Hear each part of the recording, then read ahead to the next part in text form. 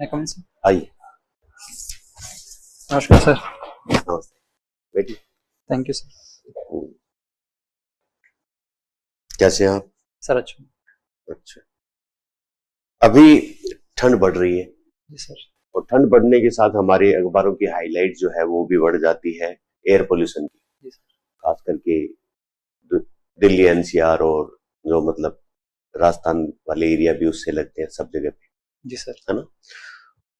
आपको नहीं लगता कि हम सबसे दुनिया की खराब जगह पे रह रहे हैं, जहां पर क्योंकि जीवन की पहली जरूरत सांस लेना और उसमें भी इतनी सबसे बुरी हवा में सांस हम ले रहे हैं, मतलब जहर में सांस लेने जैसा है। क्या व्यवहारिक उपाय हो सकते हैं इसको वापस से ठीक करने के? सर जो उपाय होते हैं वो कई लेवल पे हो सकते हैं। जैसे सरकार की तरफ से ये हो सकता है कि जैसे इंडस्ट्रीज हैं उनको हम कहीं और लोकेट कर सकते हैं। इंडस्ट्रीज के अंदर बेटर टेक्नोलॉजी का यूज कर सकते हैं। बहुत सी इंडस्ट्रीज जो है ऑब्सोल्यूट टेक्नोलॉजी पे काम करती है, इसकी वजह से प्रदूषण ज्यादा होता है सर। साथ ही साथ सर दिल्ली एनसीआर का रीजन क्लाइमेटिक तरीके से भी देखा जाए तो ज्यादा पॉल्यूशन इसलिए भी हो रहा है क्योंकि जो एरिया है वहां पे एयर ट्रैप हो जाती है। आसपास ये पराली का सीजन भी चल रहा है, तो इसको रोकने के लिए भी गवर्नमेंट ने कई इनिशिएटिव पहले भी लिए हैं, जैसे हैप्पी सीडर टेक्नोलॉजी है। और भी टेक्नोलॉजी आ सकती है सर, लेकिन इसके लिए किसानों की जागरूकता अभियान वहां चलाना और उनको इंसेंटिव भी देना, ताकि क्योंकि उनके लिए भी एक रोजगार एक एग्रीकल्चर जरूरी होता है सर, उसके लिए दूसरी तकनीक हो सकती है। साथ ही साथ सर पब्लिक ट्रांसपोर्ट को हम बढ़ावा दे सकते हैं। इसके लिए स्कूल के एजुकेशन प्रोग्राम में हम पॉल्यूशन को अगर डालते हैं तो बचपन से व्यवहारिक तरीके से हम ला सकते हैं। जैसे कि हमारे प्रधानमंत्री जी ने लाइफस्टाइल लाइफ करके एक इनिशिएटिव चलाया, जिसके अंदर हम आम जनता को कह सकते हैं कि हम पॉल्यूशन फ्रेंडली टेक्निक को अडॉप्ट करें। तो जनता के स्तर पे भी और राज्य स्तर पे भी हम कार्य करके इसको रोक सकते हैं सर। अभी राजस्थान में जो विधानसभा चुनाव हो रहे हैं, जी सर। ये विधानसभा चुनाव में बहुत सारी चीजें जो है वो आप रोजाना न्यूज़पेपर में पढ़ते हैं, जी सर। ठीक है? और उसमें जो है वो हमारी मोरल कोड ऑफ कंडक्ट जो अभी चल रहा है, मतलब आदर्श आचार संहिता जिसको हम कह रहे हैं, जी सर। वो काम कर रही है। उसके बावजूद बहुत सारे कैंडिडेट जो है वो इसको जो है वो वायलेट करते हैं, इसका जो है वो नियम कायदे कानूनों का उल्लंघन करते हैं। और एज एसडीएम आपके सामने भी ऐसा मामला आता है जिसमें जो है वो किसी जगह पर पैसे बांटे जाने या शराब बांटे जाने जैसी घटनाएं आपके सामने आती हैं आपके एरिया में। आप उसको रोकने के लिए पहले 3 एक्शन क्या करेंगे? मतलब कौन से 3 एक्शन प्रायोरिटी के हिसाब से आप उस जगह पे लेंगे जो शिकायत आपको मिली?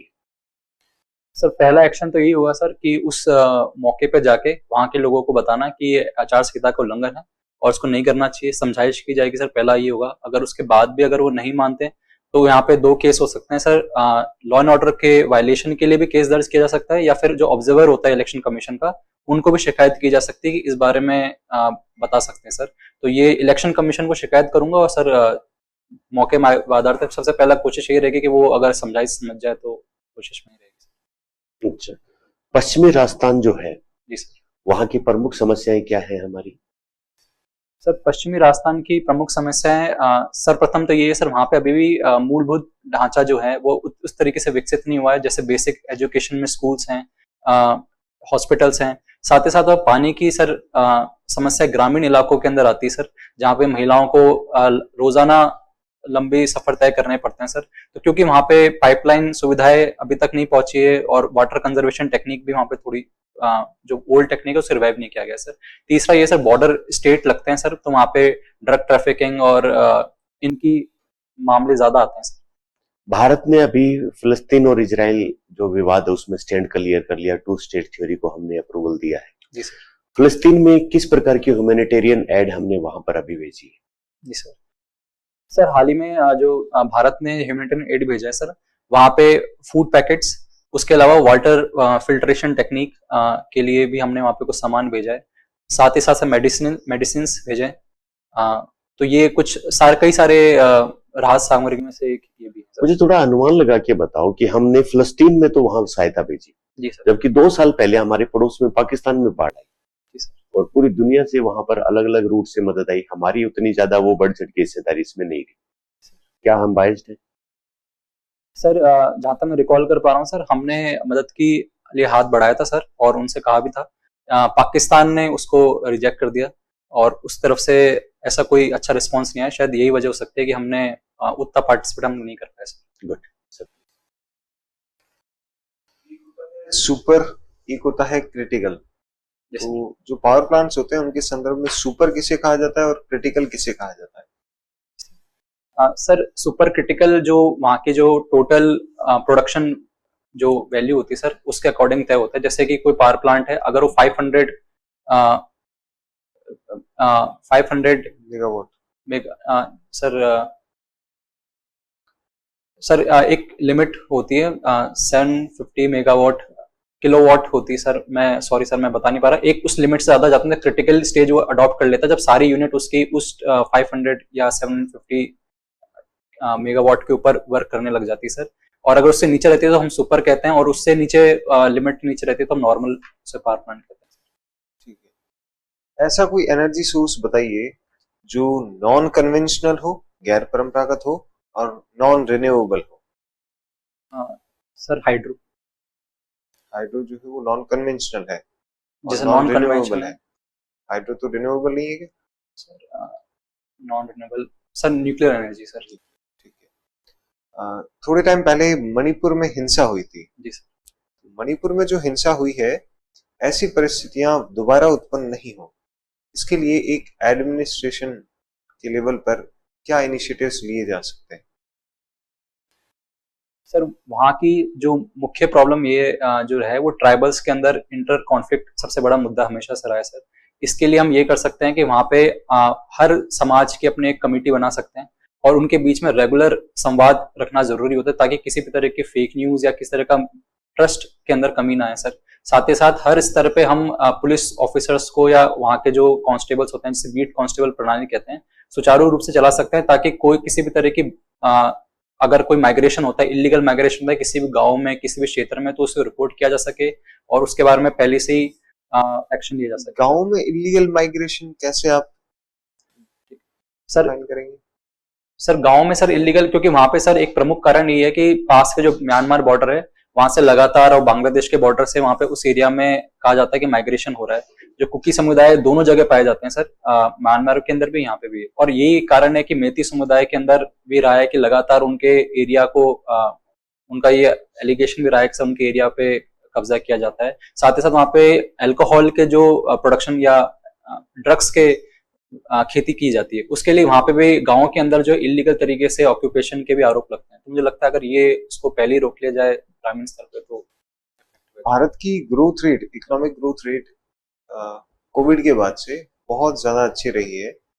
यूं भी कह सकते हैं कि सबसे तेजी से ग्रो करने वाली इकोनॉमीज में से एक है। इसके पीछे आप क्या कारण देखते हैं? सर पहला रीजन तो यही है सर कि जब भी कोविड के टाइम पे माइनस के अंदर हमारी ग्रोथ रेट चली गई, तो जब उसके बाद में वापस से इकोनॉमिक एक्टिविटीज ओपन होती है तो ग्रोथ रेट हर देश की ज्यादा ही रहती है। तो भारत भी एक रीजन ये भी रहा कि हमारा ज्यादा रही है। दूसरा कारण ये रहा सर कि हमने कई सारे रिफॉर्म्स किए थे सर कोविड के बाद में, क्योंकि हम जानते थे कि कई सारी इंडस्ट्रीज है, एमएसएमईज हैं वो बैड सिचुएशन में है, तो उनके लिए रियायतें देना और टूरिज्म सेक्टर को खोलने के लिए हमने वीजा ऑन अराइवल की सिचुएशन को और इम्प्रूव कर दिया। साथ ही साथ सर हमने कई सारे इंसेंटिव्स दिए, लोन मॉरिटेरियम दिए, ताकि और हमारे इंडस्ट्रियल प्रोडक्शन बढ़ सके। पीएलआई स्कीम जो थी, इंसेंटिव स्कीम थी, उसको भी हमने आगे बढ़ावा दिया सर। तो मुझे लगता है कई सारे रिफॉर्म्स किए जिसकी वजह से अभी भारत की जो ग्रोथ रेट है रिकवर बहुत जल्दी कर रही है बाकी पूरे वर्ल्ड के कंपैरिजन। जयपुर जिले को 2 हिस्सों में बांट दिया। जी सर, क्या जरूरत थी? सर प्रथम कारण तो सर पॉपुलेशन ज्यादा थी सर, तो उसको बेटर मैनेज करने के लिए और रिसोर्सेज को बेटर मोबिलाइज करने के लिए इन 2 भागों में बांटा गया सर। और दूसरा रीजन ये था कि जयपुर में सर जो शहरी इलाका है उसकी अपनी चुनौतियां हैं और जो ग्रामीण इलाके हैं उनकी अपनी अलग चुनौतियां, तो उसको बेहतर तरीके से टारगेट। क्या इस तरह की कोई डिमांड थी? सर डिमांड के बारे में सर मेरे को नॉलेज नहीं है सर, बट जो कमेटी बैठी थी सर उन्होंने अपने रिकमेंडेशंस का कहा। ठीक है, पीएससी के जो मेंबर्स होते हैं पीएससी के, उनको कैसे तो अपॉइंट किया जाता है और कैसे हटाया जाता है? सर उनको अपॉइंट करने का जो होता है सर तरीका, वो गवर्नर द्वारा किया जाता है सर, और जो हटाने का तरीका होता है वो प्रेसिडेंट द्वारा ही हटाया जाता है। हटाने के लिए जो रिकमेंडेशन भेजी जाती है सर, मामला चलता है, इंक्वायरी बैठती है और वो अगर सही होती है तो उसके बाद में प्रेसिडेंट द्वारा हटा दिए जाते हैं। ठीक है, आप जिस एग्जाम के इंटरव्यू के लिए यहाँ आए हैं उसका पूरा नाम बताइए। Sir Rajasthan state and subordinative combined service examination. अच्छा, एक इंदिरा रसोई योजना चल रही है। जी सर। क्या है ये?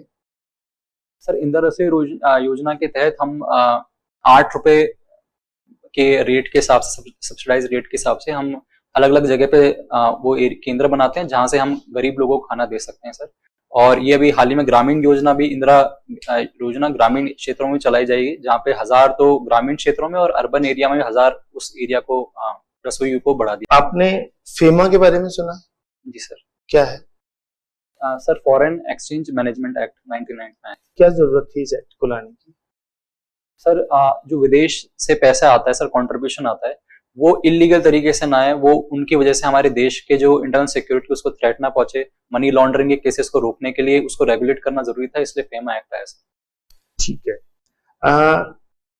किसानों को ऋण देने के बाद में उनके हितों की रक्षा की जाए, इसके लिए गवर्नमेंट ने एक इंस्टीट्यूशन बनाया है। क्या है वो इंस्टीट्यूशन? लोन लेने के बाद में किसानों को तंग ना किया जाए, उनके मतलब जो हित है उनकी रक्षा की जाए। जी सर। इसके लिए गवर्नमेंट ने एक इंस्टीट्यूशन बनाया है। जी सर। सर अगर मुझे पूरा नाम एग्जैक्टली याद नहीं सर, अगर मैं अनुमान लगाना चाहूँ तो सर कृषि सुरक्षा बोर्ड परिषद या बोर्ड बनाया गया सर, जिसके अंदर एक चेयरपर्सन होंगे और बाकी उनके मेंबर्स होते हैं सर, वो इस तरह की गतिविधियों पर नजर रखते हैं। और क्या जयपुर के आसपास कोई ग्रीन जोन है? Sorry sir. ठीक है सर। आप ग्रामीण क्षेत्र जो हमारे भारत का देखते हैं या राजस्थान का भी देखते हैं, तो उसमें बहुत सारी योजनाएं चलती हैं। कुछ योजनाएं केंद्र सरकार की हैं, कुछ राज्य सरकार की हैं, और कुछ ऐसी योजनाएं हैं जिनमें केंद्र सरकार और राज्य सरकार दोनों की भागीदारी होती है।